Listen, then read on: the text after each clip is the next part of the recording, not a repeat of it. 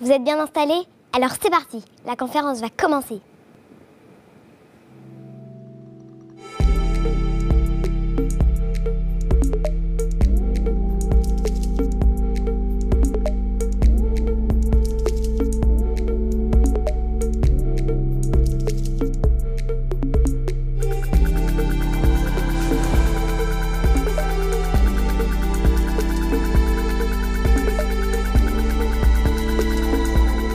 Tu m'entends bien? C'est vraiment un spectacle et des sensations, des émotions absolument fabuleuses. C'est un vrai rêve que je vis maintenant.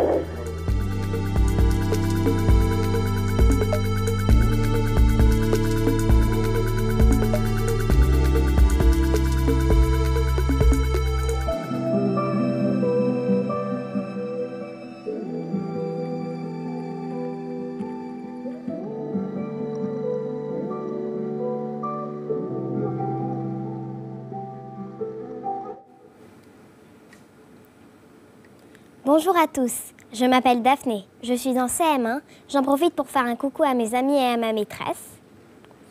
Et aujourd'hui, nous avons rendez-vous avec la première femme française à être allée dans l'espace, l'astronaute Claudie Aigneret. Vous êtes nombreux à assister depuis le monde entier à cette conférence très attendue. Il y a des élèves de France, mais aussi du Maroc, de Nouvelle-Calédonie, du Paraguay et encore plein d'autres pays. Bonjour Claudie Aigneret et merci d'être avec nous aujourd'hui. C'est un vrai plaisir de vous accueillir sur notre plateau.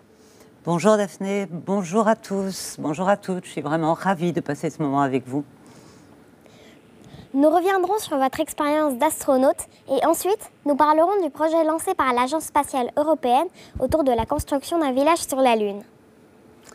Oui, alors je suis ravie de pouvoir parler avec vous de ces grands sujets qu'on appelle l'exploration.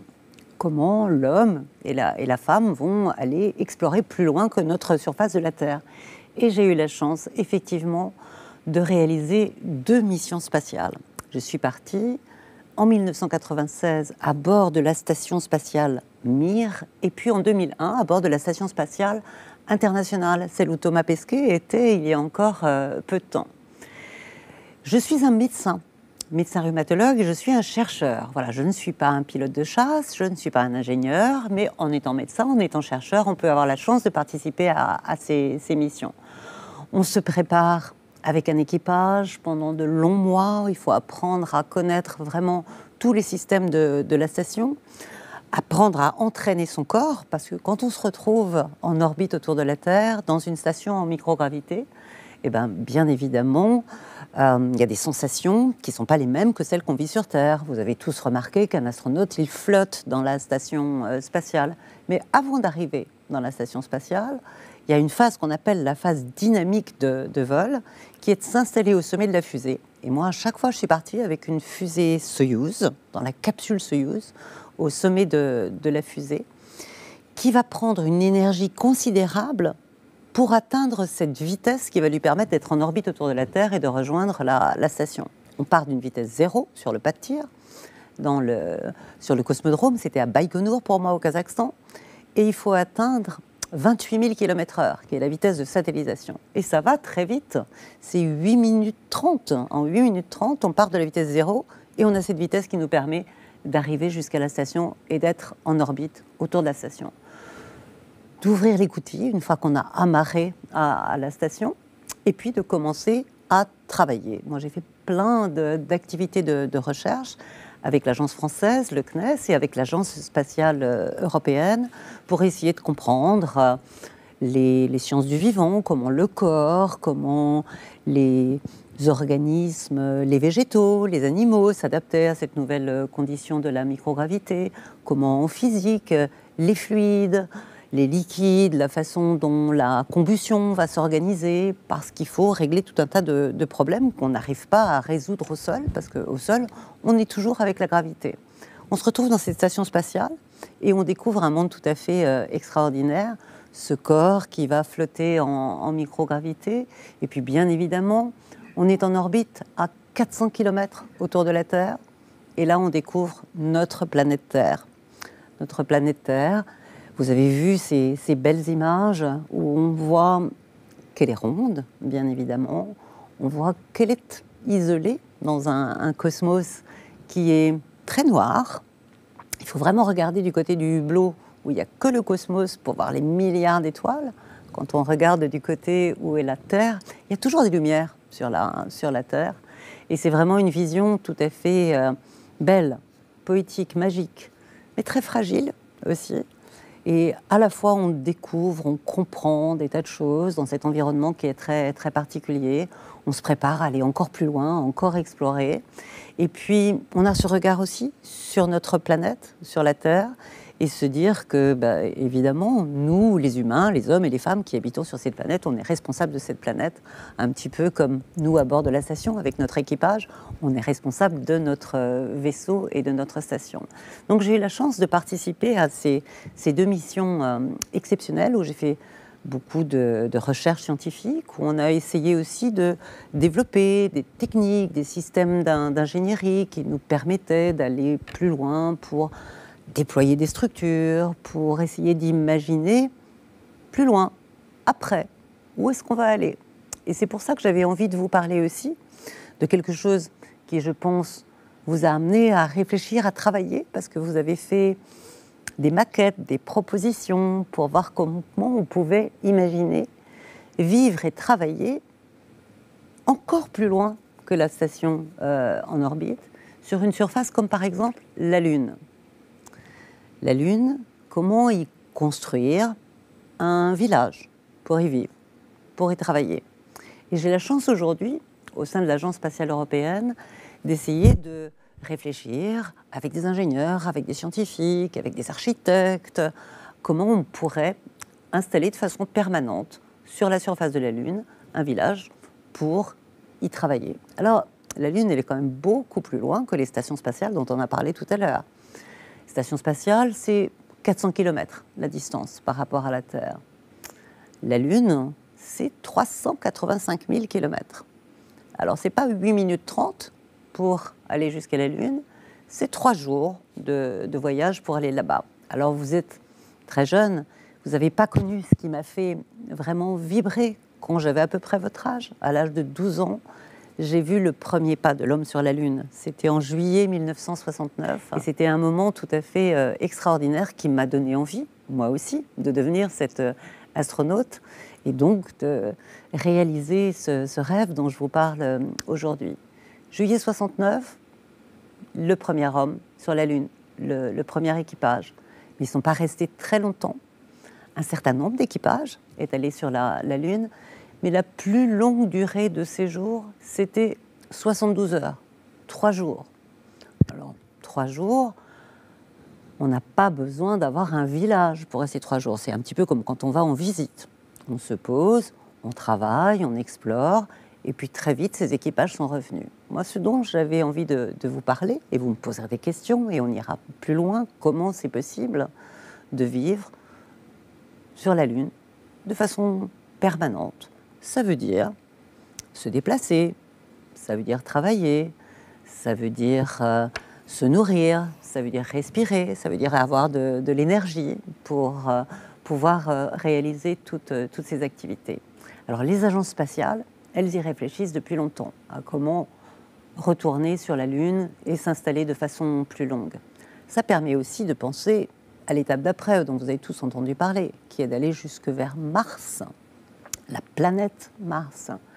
Mais ça, c'est encore un petit peu compliqué. Mais vous serez des ingénieurs, des architectes, et je pense que vous nous aiderez à réaliser ce qui, pour nous, est encore un petit peu un projet qu'on va démarrer, mais je pense que vous pourrez participer comme ingénieur, comme architecte, ou avec d'autres métiers comme scientifique, à ces aventures-là. La Lune, et puis Mars, pour un peu plus tard.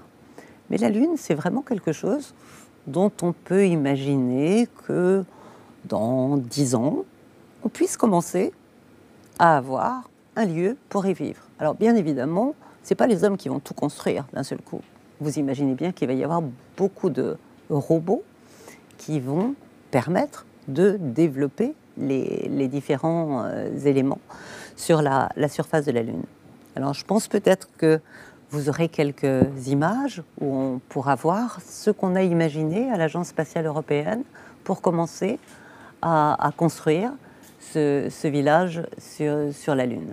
il va falloir bien sûr avoir un lanceur pour nous permettre de partir de la Terre et de rejoindre la surface de la Lune, 385 000 km, une orbite un petit peu compliquée pour le rejoindre, et ensuite aller installer le début de ce qui va être cette base, ce village. Il faut bien sûr un atterrisseur. Alors voilà, ce à quoi on a pensé, un atterrisseur, il va falloir choisir le lieu où on va venir s'installer. Et cet atterrisseur, il va nous permettre de déposer les différents éléments qui vont permettre la construction. Là, on voit une capsule qui va se gonfler. Et cette capsule gonflée, c'est pour que les équipages puissent s'y installer. Mais sur la Lune, il n'y a pas d'atmosphère, il y a des variations de température importantes, il y a des météorites qui peuvent percuter puisqu'il n'y a pas d'atmosphère. Donc il va falloir penser à la protéger. Il faut un matériau résistant. Et on a décidé d'utiliser un matériau qui est sur la Lune, la poussière de Lune, le régolithe. Wow. Et vous avez vu sur la petite image un petit robot qui va prendre cette poussière, l'utiliser comme une matière de construction. Et puis ce qu'on appelle l'impression 3D va faire par des couches successives un matériau de construction qui sera installé pour protéger l'habitat. C'est une façon d'imaginer de pouvoir développer un premier lieu d'habitation, de travail. Vous avez vu ces robots, ces automates qui vont permettre de se déplacer, ce qu'on appelle des rovers, des petites automobiles, soit automatiques, soit pilotées par des astronautes qui vont permettre d'aller d'un lieu à un autre, un endroit où on travaille, un endroit où on extrait de l'énergie, un endroit où on va aller faire des observations avec un télescope. Donc il faut se déplacer à la surface. Se déplacer à la surface, je pense que là aussi, vous aurez probablement des questions à ce sujet, parce qu'on n'est pas tout à fait en microgravité, en apesanteur, comme vous m'avez vu tout à l'heure flotter dans la station spatiale. Sur la surface de la Lune, il y a un petit peu de gravité, 1/6 de gravité, c'est-à-dire que vous pouvez marcher sur la surface, mais vous ne pesez qu'1/6 de votre poids. Donc vous pouvez faire des bonds pour vous déplacer et vous pouvez aller à des endroits plus difficiles d'accès quand il faut marcher pas après pas. Donc tout ça, il faut penser à l'organiser, il faut penser à trouver donc l'énergie, à faire pousser la nourriture. Et bien évidemment, on s'est dit qu'on n'allait pas tout amener de la Terre à chaque fois, qu'on allait avoir besoin de permettre à un équipage de vivre et travailler. Donc il faut absolument penser à utiliser les ressources de la Lune. On a parlé du régolithe, de la poussière lunaire pour en faire un matériau de construction. Il faut penser également à l'oxygène qu'on va respirer, à l'eau qu'on va devoir boire. Donc c'est pour ça qu'il faut être très attentif aussi à quel endroit on va choisir pour installer le début de ce village. Et ensuite, ce village, il va s'étendre quand on aura installé toutes les structures qui nous permettent de vivre. On a pensé aux pôles de la Lune. Alors les pôles, parce qu'on sait pouvoir y trouver aussi de la glace d'eau. Et cette glace d'eau, on pourrait l'utiliser pour l'eau, pour pouvoir fabriquer de l'oxygène, donc pour avoir de l'énergie, pour avoir du carburant. Et les panneaux solaires, bien évidemment. Il y a de l'énergie solaire qui arrive à la surface de la Lune et qui va permettre, là aussi, à partir de cette énergie et de ces matières premières, de pouvoir commencer petit à petit à apporter directement aux équipages qui sont sur la Lune ce dont ils ont besoin pour vivre, travailler, se nourrir, et pas être obligés à chaque fois d'amener des ressources depuis la Terre, ce qui serait un petit peu compliqué. Donc utiliser les ressources qui sont sur la Lune, et puis ce qu'on appelle l'économie circulaire, c'est-à-dire pas de déchets. Il va falloir être très très attentif à la fois protéger bien sûr ce satellite, la Lune, dont on l'admire tous quand elle est pleine lune dans le ciel, et qui est notre patrimoine à nous tous, donc penser à la préserver. Et il faut ne pas laisser de déchets, et en tout cas, essayer de recycler chacun de ces déchets. Donc ça nous oblige à penser, en pensant comment vivre, comment travailler dans ce village sur la Lune, ça nous oblige à penser aussi à comment mieux vivre sur Terre. Et quand on va apprendre encore mieux à gérer tous les déchets, encore mieux à gérer les ressources, à être plus attentif, je pense qu'on pourra trouver des solutions aussi pour mieux vivre sur Terre et mieux gérer notre planète. Et puis tout ça, ça va nous préparer, bien évidemment, à pouvoir envisager des missions plus lointaines, comme les missions martiennes dont je parlais tout à l'heure, qui sont à une distance beaucoup plus longue. On n'est pas encore tout à fait prêt. Et c'est ça la recherche aussi. C'est ça la découverte de tout ce qui sont encore des éléments qui bloquent. Mais petit à petit, on va les résoudre et on va pouvoir continuer à avancer. D'ailleurs, plusieurs d'entre vous ont participé à la création d'une maquette d'un village sur la Lune, sur Léa.fr. N'est-ce pas, Claudie? Oui, alors j'ai eu la chance de découvrir certaines des réalisations, des maquettes que vous avez fait, et j'ai vraiment été très, très, très impressionnée. Et je voulais vous remercier tous. Alors, les jeunes garçons, les jeunes filles, et puis bien sûr tous vos professeurs qui étaient avec vous, parce que vous avez des idées formidables. Vous vous êtes vraiment posé des bonnes questions. J'ai commencé à en aborder quelques-unes, et vous vous êtes dit comment on se protège, comment on fait des réserves, où est-ce qu'il faut s'installer, est-ce qu'il faut aller justement au niveau des pôles ou à un autre endroit, comment on se protège des variations de température. Vous vous êtes vraiment posé toutes ces questions, vous êtes allé même chercher, je pense, des réponses dans des livres, vous avez interrogé vos professeurs et vous avez trouvé des solutions. Moi, je vous ai montré par exemple un village qu'on construit à la surface de la Lune. Dans certaines des maquettes, on voit que vous avez pensé à vous installer dans des grottes, des tunnels qui sont en dessous de la surface de la Lune, soit pour y faire des réserves, soit pour y installer les habitats. C'est vrai qu'on y pense aussi, mais vos idées, elles sont vraiment très bonnes. J'ai été très impressionnée. Et qui sont les gagnants alors? Alors, il y a eu plein de propositions. Je crois qu'il y en a eu vraiment plusieurs dizaines, peut-être même centaines. Et on m'avait fait une première sélection. Et moi, j'ai vu effectivement 8 merveilleux projets. Et alors, je me suis dit, il y a des projets différents. Des projets que j'appellerais d'ingénieurs. Voilà. Il y a des problèmes, il faut les résoudre, on a trouvé des solutions. Et donc, j'ai voulu donner des prix ingénieurs. Et puis, il y a des projets qui étaient cette humanité qui va être sur la Lune. Comment on peut faire pour qu'elle se sente bien à l'aise? J'ai appelé ça un prix d'architecte. Alors, dans chacune des catégories, le cycle 2 et le cycle 3, on a choisi des ingénieurs et des architectes. Alors, si je dois vous donner le nom des écoles, alors la première, je pense, qu'on voit ici, c'est l'école Arnaud de Troyes. Magnifique maquette.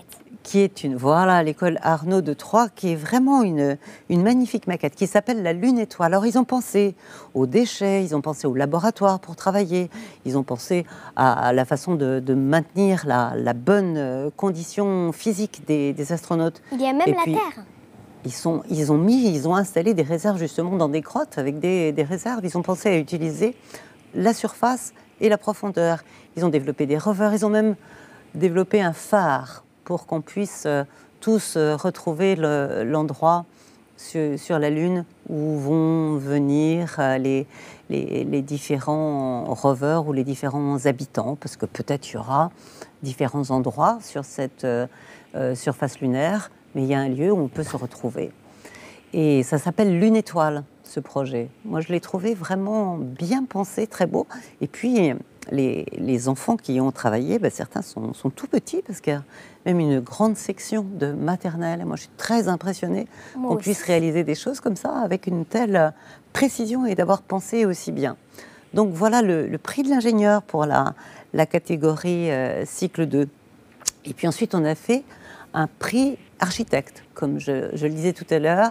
Et là, moi, j'ai vraiment été très émue par le projet de l'Institut d'éducation motrice, qui a présenté une merveilleuse maquette, très belle, avec des couleurs. Ça donne vraiment envie d'y vivre. Moi, j'ai très, très hâte de devenir un villageois ou une villageoise de ce village-là.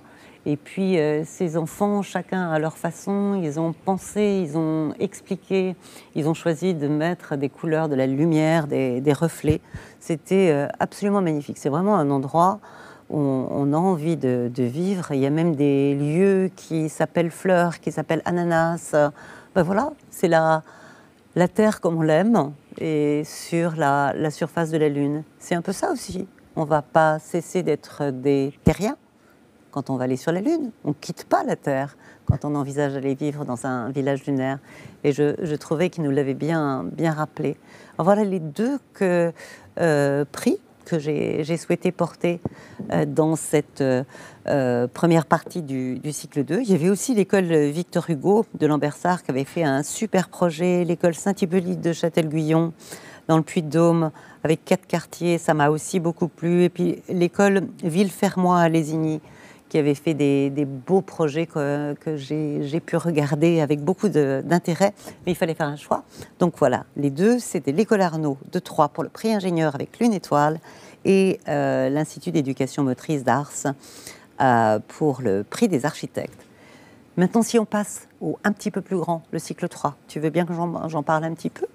Et bien là aussi, il y avait des très très beaux projets qui ont été présentés, tellement beaux que je ne suis pas arrivée à départager 2 d'entre eux.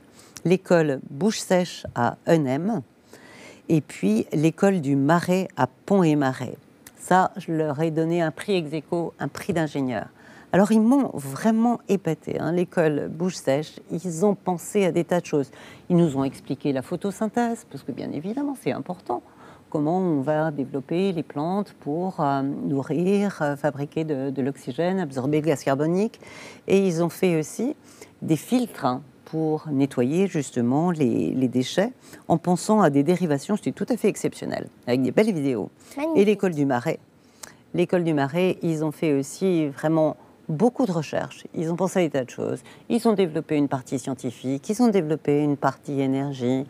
Ils ont développé des communications, ils ont installé vraiment des tas d'éléments, ils ont pensé à comment protéger, je le disais tout à l'heure, de la variation de température, des radiations. Ils sont présentés comme des vrais ingénieurs avec toute une équipe, ils ont travaillé ensemble.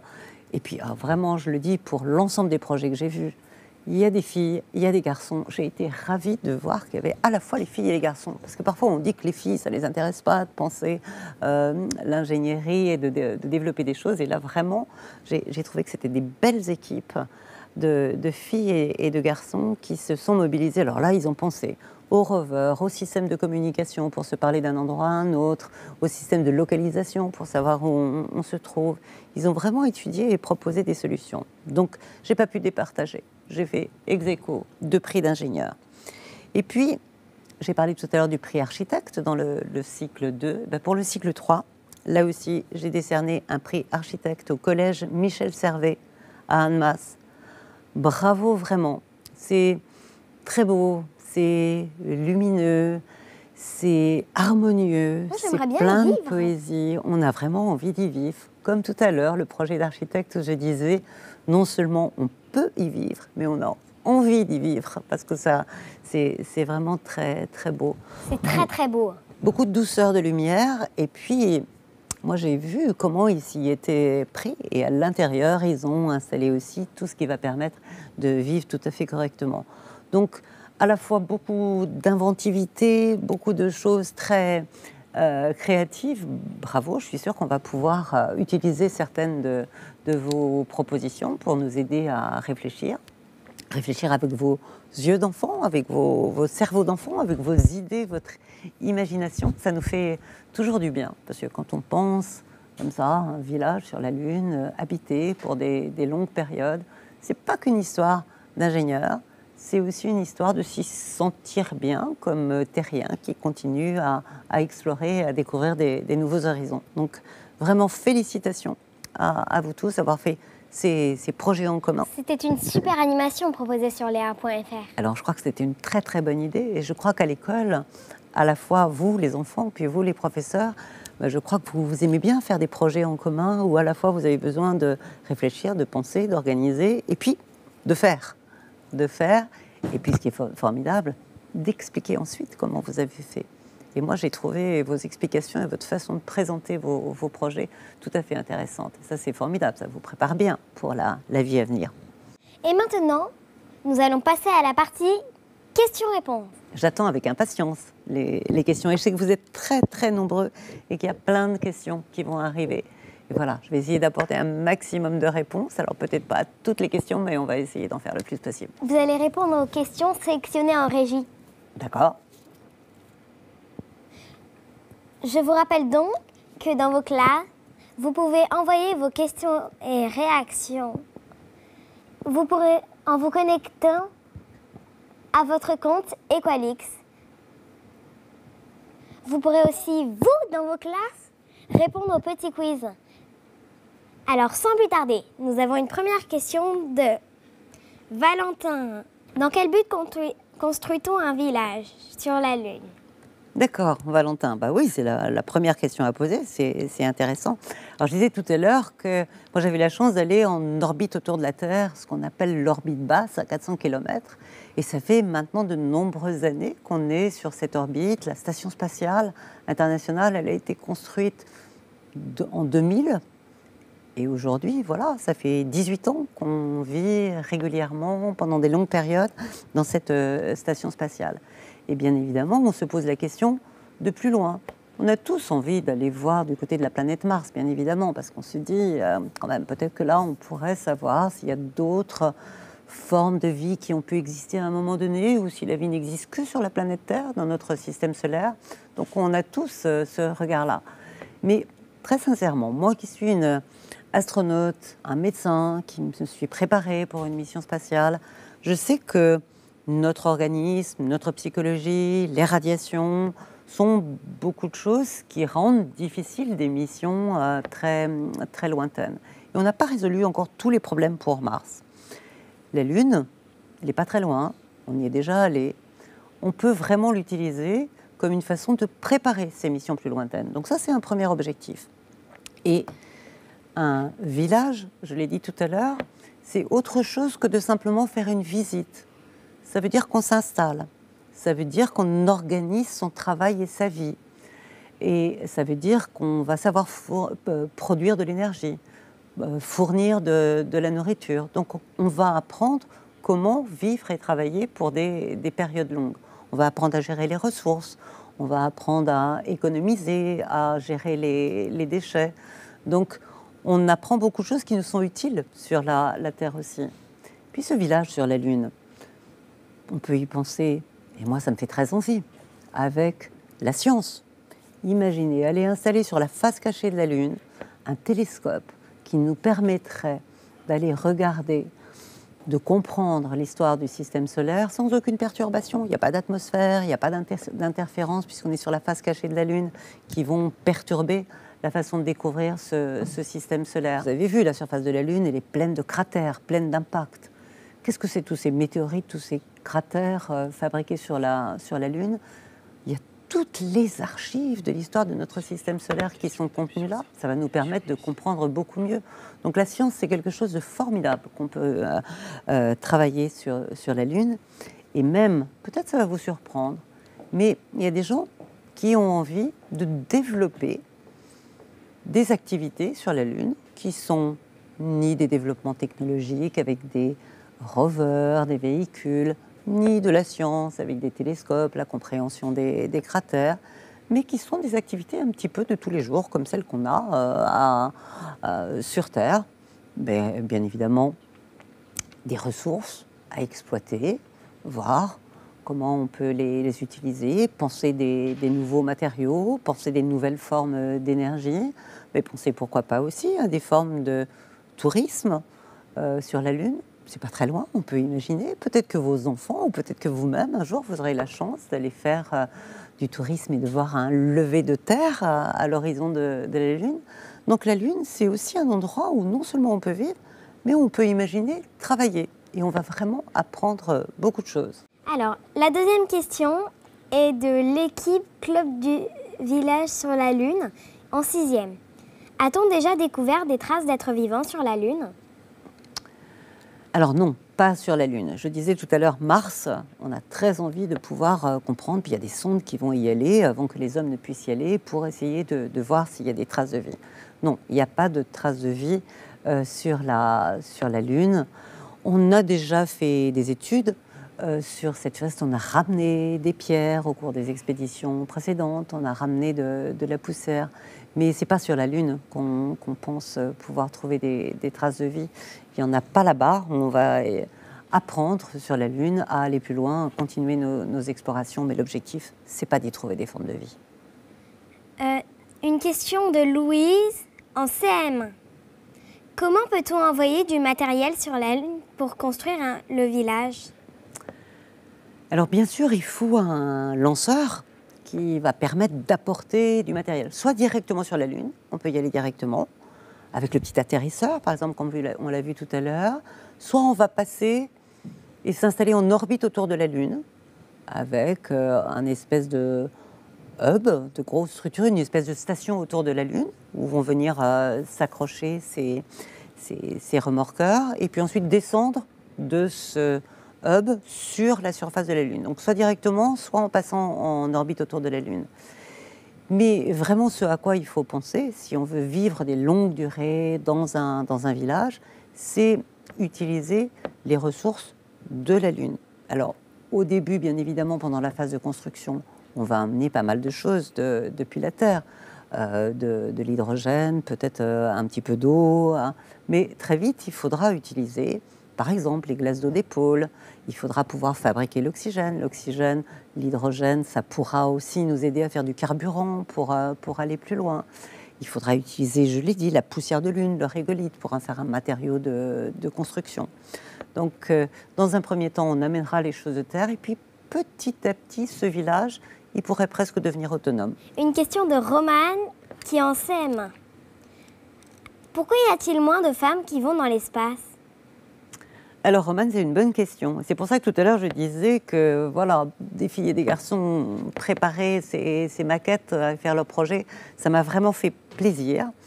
Et aujourd'hui, il y a seulement 10% d'astronautes qui sont des femmes. On est à peu près 570, je crois, astronautes dans le monde à être allés dans l'espace, et une soixantaine de femmes, donc à peu près 10%. Et il y a seulement 10% de jeunes filles qui se présentent pour devenir un astronaute. Et ça bouge pas beaucoup.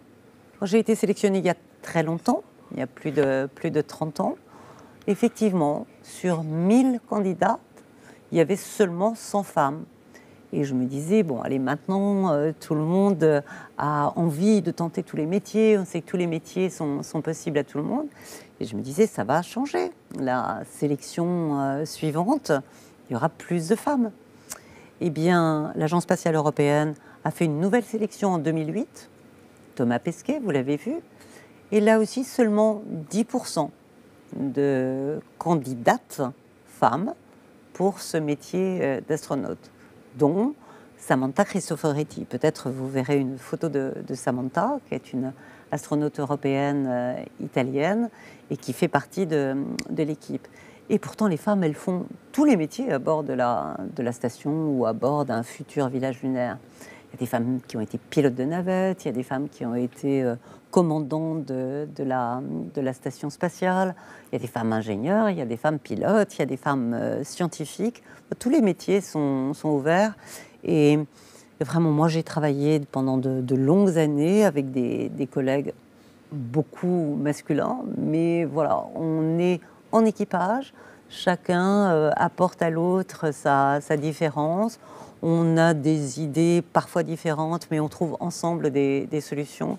Moi, j'ai toujours trouvé ça formidable de faire de la recherche, de faire de l'ingénierie en ayant des idées et des façons de fonctionner différentes. Donc vraiment, j'encourage les filles à vraiment s'imaginer dans tous les métiers. Tous les métiers sont ouverts, et les métiers de la science, les métiers de l'ingénierie, les métiers de la fabrication, ce sont vraiment des métiers tout à fait formidables. Encore plus quand on les réalise comme ça à l'international, avec des Américains, des Japonais, des Chinois. C'est vraiment des métiers passionnants. Et je vous encourage à y réfléchir et pourquoi pas les tenter. Alors, une question de Antonin en 6e. Est-ce que les choses concrètes ont déjà été réalisées pour ce projet? Alors, Antonin, tu as raison, il ne suffit pas de penser, de rêver, d'avoir envie que les choses se fassent. Il faut qu'on puisse avoir des petits éléments pour démarrer. Alors déjà, moi je dirais que le début du village lunaire, on peut presque dire qu'il a déjà commencé, parce que des sondes sur la Lune, il y en a quand même déjà beaucoup qui y sont allés. Et dans cette année 2018 et début d'année prochaine, il va y avoir par exemple 2 sondes chinoises qui vont aller se poser, l'une sur la face cachée de la Lune, dont j'ai parlé tout à l'heure, et l'une qui va venir se poser à la surface, prendre des échantillons et ramener des échantillons pour qu'ils puissent être étudiés au sol. Donc voilà, c'est déjà des façons de encore mieux connaître la Lune et de pouvoir choisir les endroits où on va s'installer. Il y a des sondes qui sont autour de la Lune, qui nous permettent d'avoir des images, faire ce qu'on appelle des cartographies, des cartes. Donc ça, c'est déjà le début. Construire un village, il faut savoir où on va le mettre, il faut avoir une carte, il faut savoir où est-ce qu'il y a de l'eau pour pouvoir commencer à travailler. Et à l'Agence spatiale européenne, par exemple, sur quoi on travaille pour essayer de penser à ça? On travaille sur un atterrisseur qui pourrait permettre d'aller de ce que j'ai appelé la petite station en orbite autour de la Lune, de descendre de cette petite station pour venir se poser. Un atterrisseur qui pourrait amener un rover ou un autre atterrisseur qui pourrait amener un équipage. Donc on est en train de travailler à ce sujet. Et puis, on travaille aussi sur comment utiliser les ressources de la Lune. À l'Agence spatiale européenne, au Centre des astronautes européens, on a développé ces techniques que j'ai montrées tout à l'heure avec l'impression 3D, avec ces couches successives de poussière lunaire pour en faire des matériaux. Donc ça, on sait le faire. On sait qu'il y a plein de robots aujourd'hui qui sont capables de construire, de forer, de séparer des composants. Donc oui, il y a plein de briques. Alors ces briques-là, il va falloir les mettre ensemble. Et ce que je voudrais dire aussi, c'est qu'on va les mettre ensemble, pas simplement l'Agence spatiale européenne ou l'Agence française, mais avec les partenaires américains, avec les partenaires chinois, avec les partenaires russes, avec les partenaires japonais, avec les partenaires canadiens. Chacun a déjà en tête des réalisations, des projets. Et moi, ce que j'aimerais, c'est qu'on arrive à penser tous ensemble ce village sur la Lune. Donc, à la fois des éléments techniques, et puis la façon de se mettre tous ensemble autour de la table pour pouvoir avancer ensemble et construire le village. Maintenant, c'est à vous de jouer. Vous devez répondre aux questions du quiz. Il y aura 3 questions. On va lire la première question. Le diamètre de la Lune par rapport à celui de la Terre est A, 2 fois plus petit, B, 4 fois plus petit, ou C, 40 fois plus petit. Attention, vous avez 1 minute pour y répondre dans vos classes. C'est parti.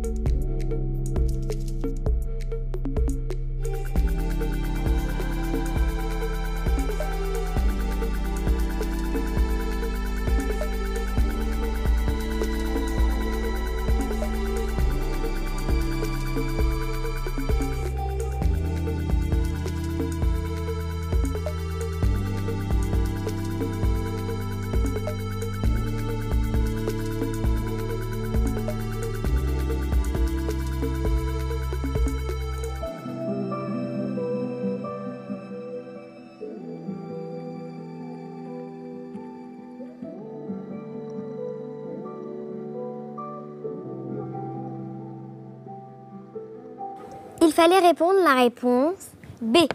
Le diamètre de la Lune par rapport à celui de la Terre est 4 fois plus petit. 4 fois plus petit, c'était la bonne réponse pour la question. Je suis sûre que vous avez bien répondu. Et simplement, un petit commentaire supplémentaire. Mais ce n'est pas une question, je ne vais pas vous la poser, je vais vous donner la réponse tout de suite. C'était le diamètre du Soleil par rapport à notre Terre. Alors, elle n'était pas posée la question. Le Soleil, il est 109 fois plus grand que notre Terre. Voilà, c'était une autre façon de voir les choses. Nous avons une petite vidéo d'explication.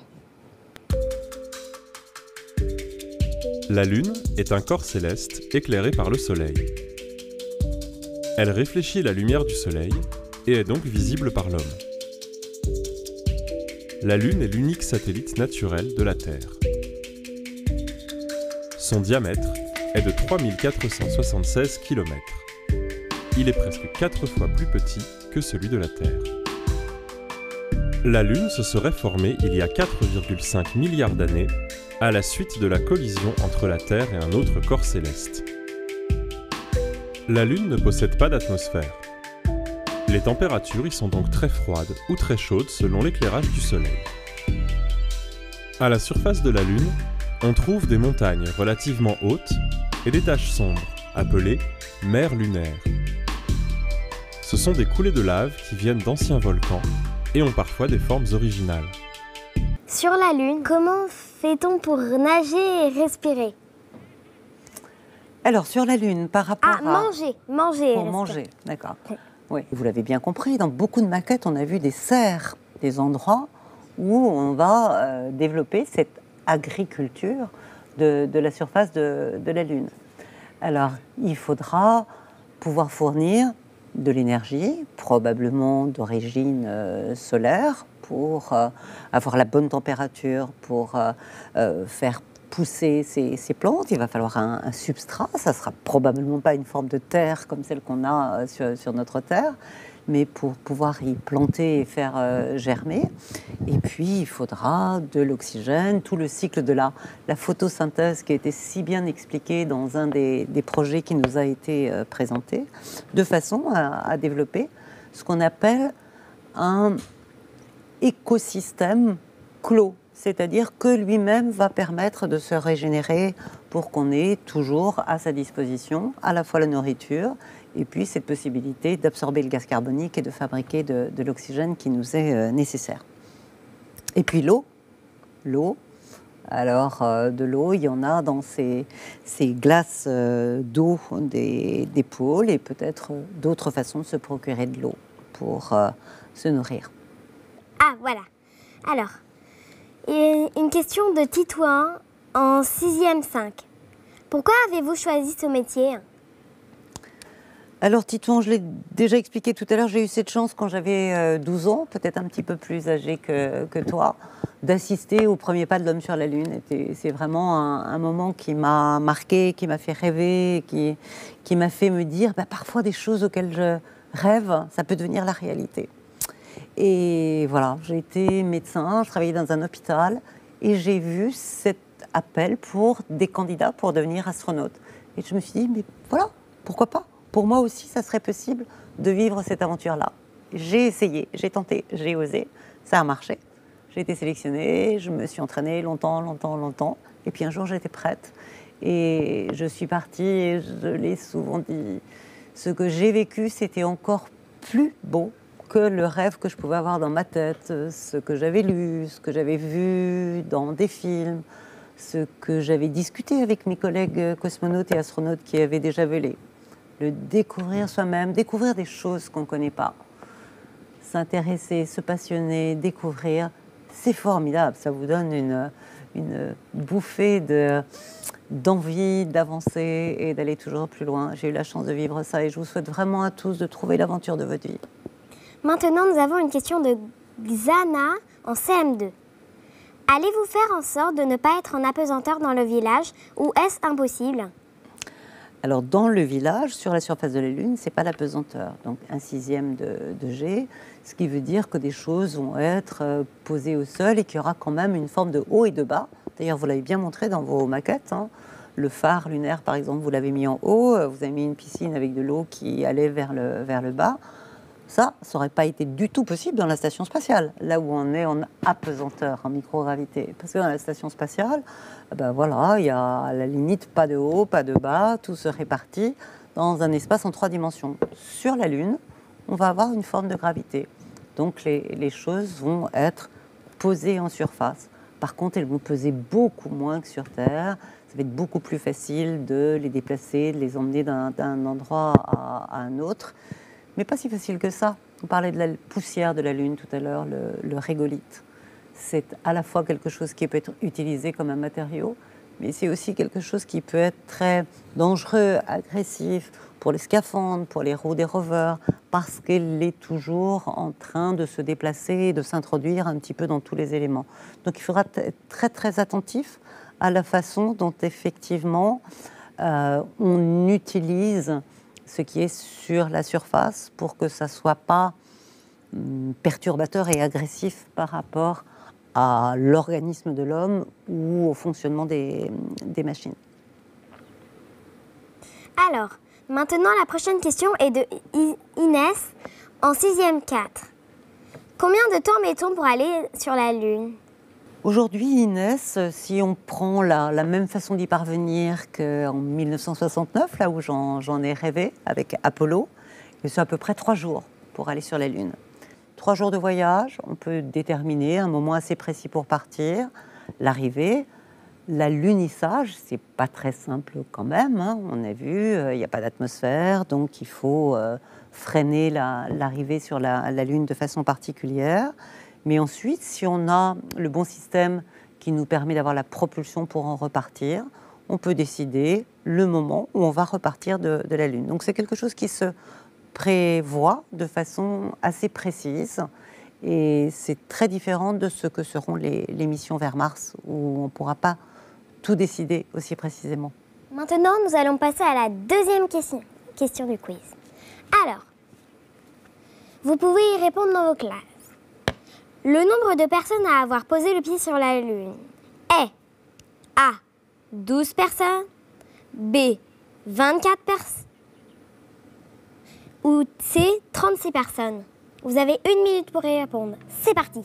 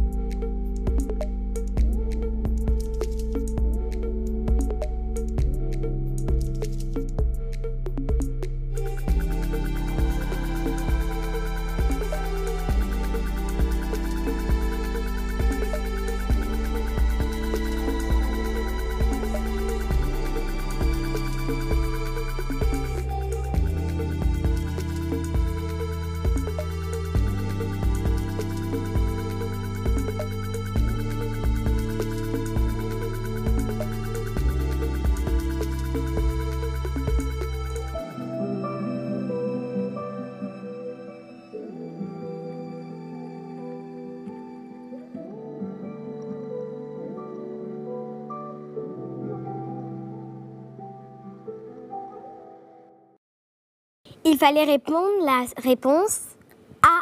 12 personnes ont posé le pied sur la Lune.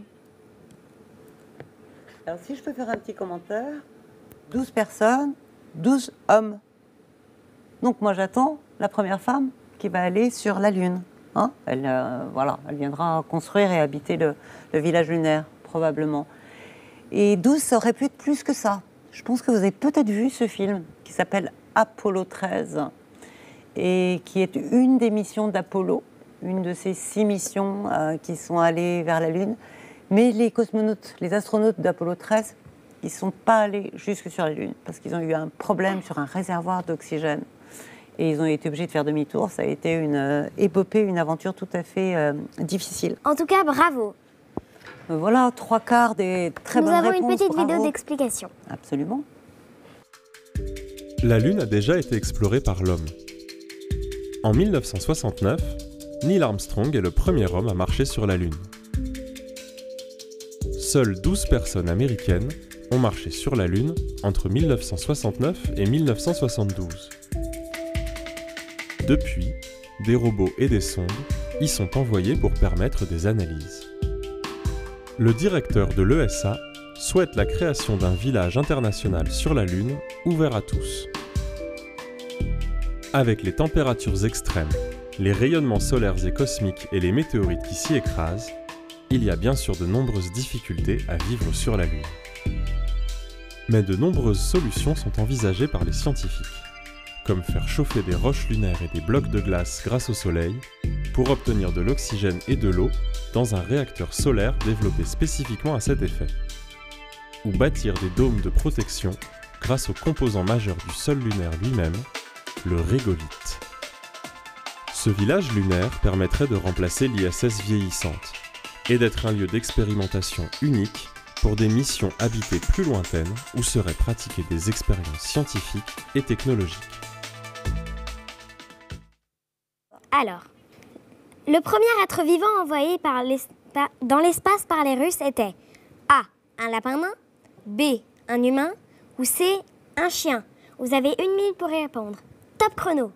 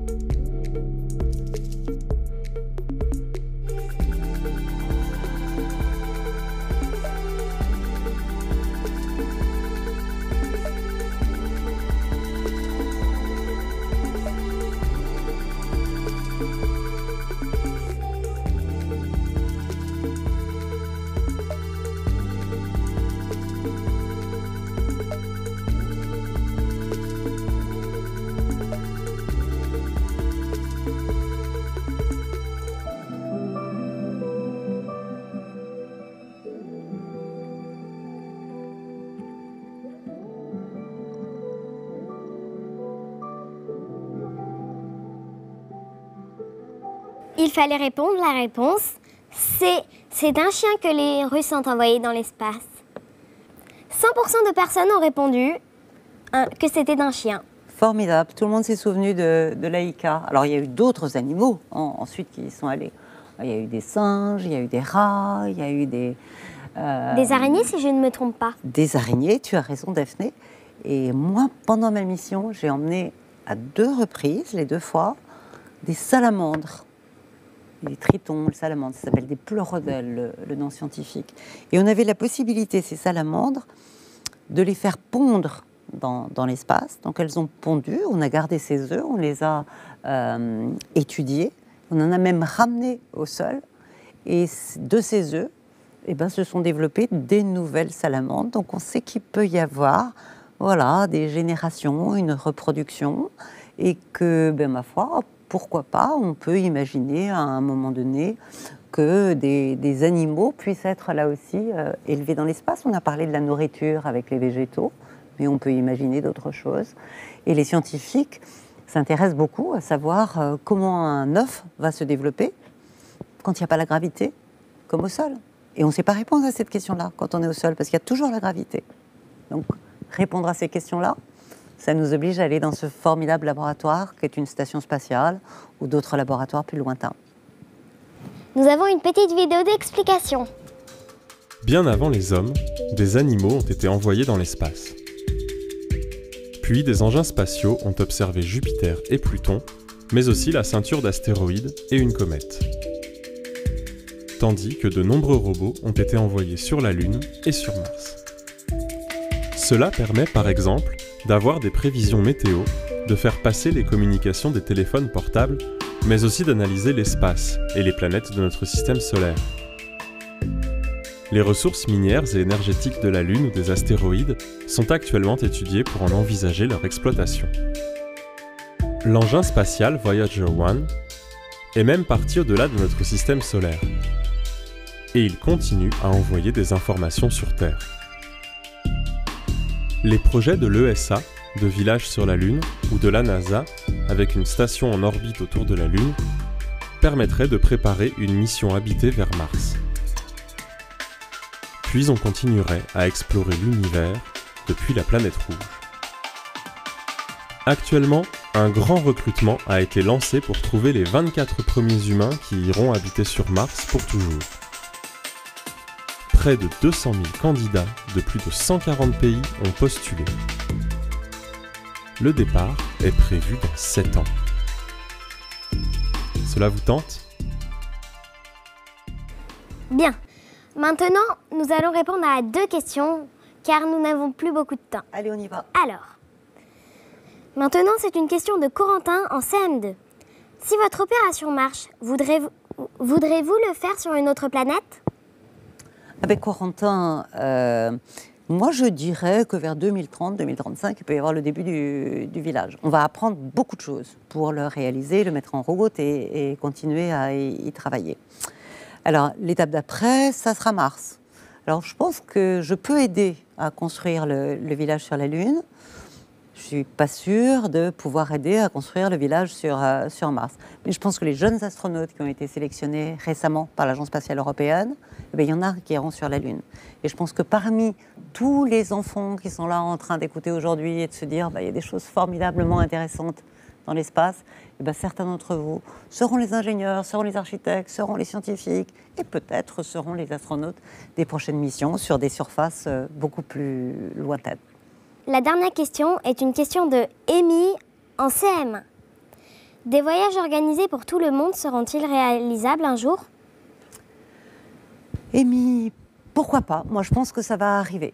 Alors, pour l'instant, ça s'est fait exceptionnellement à bord de la Station spatiale internationale. Il y a quelques astronautes qui ont pu acheter un ticket de vol pour faire du tourisme à bord de la station, mais ils étaient très bien préparés, mais ça coûte quand même très très cher.